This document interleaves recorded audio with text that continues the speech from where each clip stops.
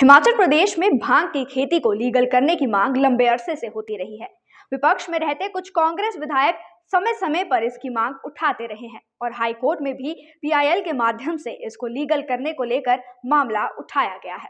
Congress party अब सत्ता में आ चुकी है और भांग की खेती को लीगल करने के लिए पॉलिसी बनाने जा रही है। कुल्लू से विधायक और सीपीएस सुंदर सिंह ठाकुर ने हिमाचल प्रदेश में उत्तराखंड, उत्तर प्रदेश और पंजाब की तर्ज पर भांग की खेती के लिए पॉलिसी बनाए जाने का दावा कर रहे हैं।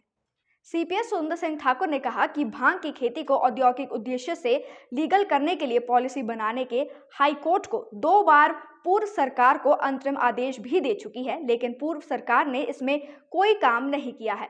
भांग का प्रयोग कई तरह की दवाइयों, कपड़ों, जैकेट, रेशा इत्यादि को बनाने के लिए किया जा सकता है। कैंसर, ट्यूमर जैसी गंभीर बीमारी की दवाइयां भांग से बनती है। भांग के पौधे से नशे का एलिमेंट निकालकर इसे औषधीय, हैंडलूम और हैंडीक्राफ्ट के उत्पादों को बनाया जा सकता है। भांग की खेती से लोगों की आय के साधन भी बनेंगे, वहीं औषधीय प्रयोग में भी लाया जा सकेगा। इजराइल ने भांग की औषधीय गुणों को साबित करते हुए कोविड की दवाइयां भी भांग से ही बनाई थी। इसलिए हिमाचल सरकार इसके लिए पॉलिसी लेकर आएगी और अन्य राज्यों की तर्ज पर हिमाचल में भी भांग की खेती को लीगल किया जाएगा। से जुड़ा है, साथ ही साथ दवाइयों से जुड़ा है, क्योंकि जो भांग की खेती है लीगल करने की बात आप करते रहे हैं, तो क्या इस सरकार में आप इसकी पैरवी करेंगे कि भांग की खेती खासकर जो दवाइयों में यूज होती है तो वो लीगल हो? देखिए, लोगों को ये लगता कि जब हम भांग की बात करते हैं तो नशे की बात करते हैं। मैं उस भांग की बात कर रहा हूं जिसमें दवाई तो है, नशा नहीं है। That is industrial hemp. Industrial plant एक ऐसा प्लांट है जिसमें नशे वाला पार्ट विल बी बहुत ही, जो कि मतलब नहीं के मुकाबले उसमें नशा नहीं होगा, लेकिन उसमें जो सीबीडी होगा, सीबीडी जिससे दवाइयां बनती है, वो भरपूर होगा, जिसमें कैंसर की दवाइयां बनेगी, अल्जाइमर, आर्थराइटिस, बहुत सारी जो दर्द निवारक दवाइयां बनेगी।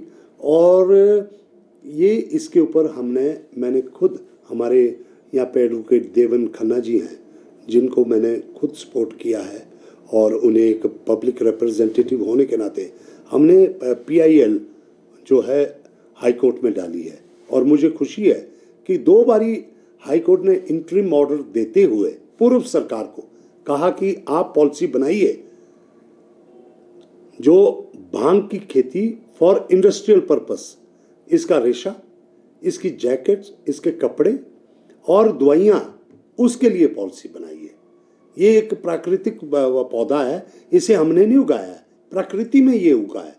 इसके जो आप नशे वाले, हम नहीं कह रहे कि नशे को आप बढ़ावा दीजिए, नशे वाले पार्ट को खत्म कर दीजिए, और लेकिन जो दवाइयों वाला पार्ट है या रेशा है या हमारे जो एक बहुत बड़ा हैंडलूम, हैंडीक्राफ्ट के लिए इसका हम गांव में इस्तेमाल करते रहे हैं पहले भी, आगे भी इसकी कई इंडस्ट्रीज सेटअप हो सकती है। जब उत्तराखंड में पॉलिसी है, जम्मू कश्मीर में पॉलिसी है, इवन पंजाब में पॉलिसी है, बिहार में पॉलिसी है, उत्तर प्रदेश में तो भांग की जो आम बिक्री है, वाराणसी में मुख्य प्रधानमंत्री जी का जो इलाका है वहां पे तो भांग का बड़े भारी उत्पाद ओपन बेचे जाते हैं। तो ऐसा क्यों है कि हिमाचल में ही हमने पॉलिसी नहीं बनाई है? मैं समझता हूं हम इस पॉलिसी को लेकर गंभीर हैं और हमें इस पॉलिसी को लाना होगा। भांग को नशे के लिए नहीं, भांग को दवाइयों के लिए, खासतौर पे कैंसर के लिए बहुत बड़ा कारगर है। और पीछे तो कोरोना में इजराइल ने साबित किया कि उन्होंने कोरोना में दवाई भांग से बनी थी, और बहुत सारी ऐसी बीमारियां, ट्यूमर से लेकर कई बातें जो को लेकर जो है भांग की दवाइयां बनती। आज वो सारी दवाइयां अमेरिका से इंडिया आ रही है और हमारे पास बेस्ट क्वालिटी की चीज पड़ी है, हम उसकी दवाइयां बना रहे नहीं है।